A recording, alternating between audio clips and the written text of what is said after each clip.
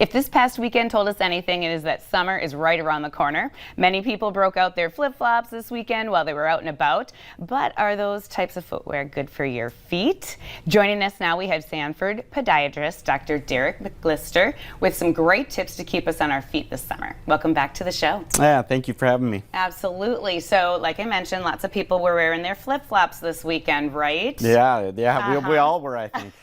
You did admit to me that you actually pulled yours out. Yeah, I did, absolutely. It was so nice on Saturday. It was. So, but they're not necessarily the best thing for us. So. Yeah, you know, when we think about flip-flops or sandals, we got to think about their extensions of our shoe gear. So if we wear supportive shoes during the week, we probably need to wear supportive sandals. So it all depends on the patient and what they're doing and what they're feeling, what they should wear. So if you have supportive shoes during the work week, during your work boots, probably need to find sandals such as Birkenstocks, Tevas, you just said, Keens, Morels. However, if you wear those All-Stars or the Converse Chuck Taylors, and you probably can get away with flip-flops. And that's a little bit of a different mindset for different patients or people that are wearing sandals out there. Okay, so we did talk about just, you know, I asked you, are Crocs good for you? Are any flip-flops? There's got to be some that have a better support than others, but overall, what is the problem with like a flip-flop, for example? Well, again, it goes back to everybody has a different foot type. Everybody has a generalized, hey, we need this support, we need this cushion. So there's no right or wrong choice for patients. You just have to find out what fits you best. So if you can wear a supportive flip-flop that, hey, you find, you know, those Cole Haans or something like that that feel good for you, those are completely fine. But if you're struggling and you need more support, you probably need to go out and find a Birkenstock or find something that just has a little bit more support in them, or you find that in between for your foot.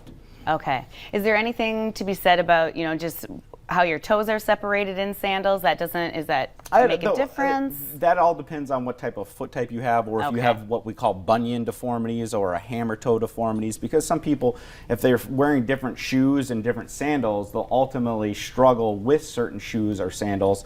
But generalized, good supportive sandals. Avoid wearing them for the first time for multiple hours. Like you stated, you wore them for a walk. You probably should break them in before you go for a walk. If you are going to go for a walk, maybe you need a shoe on. Or if you are going to go to the lakes, maybe you need to have a good supportive sandal for certain activities and a good flip-flop for certain activities. It's all dependent, and it's not just, we all don't just have one shoe. We might need to have multiple different shoes or sandals. Absolutely. So you may have heard about our little debate about Crocs, and mostly that was an appearance thing, but people do really say that they're super comfortable. So would that be a better option, do you find?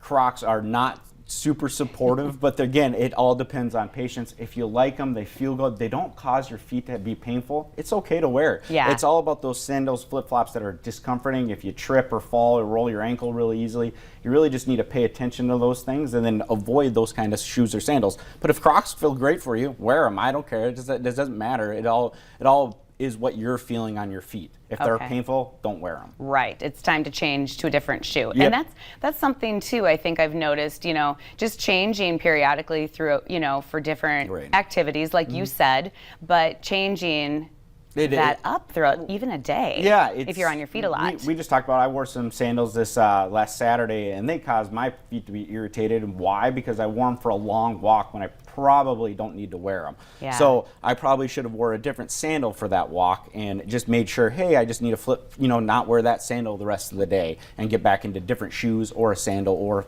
other shoes that you like, such as Crocs at that time.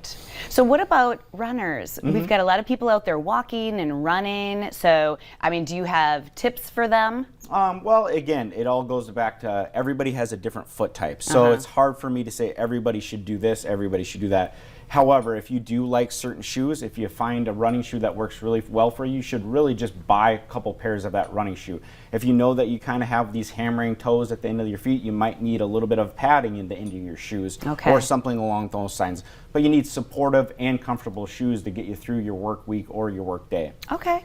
Awesome. So if anybody wants to reach out to you, has questions or has some issues with their feet. Well, yeah, you can just come to Sanford Foot and Ankle. That's our surgery clinic up at South University here, or call us at 701-417-4335.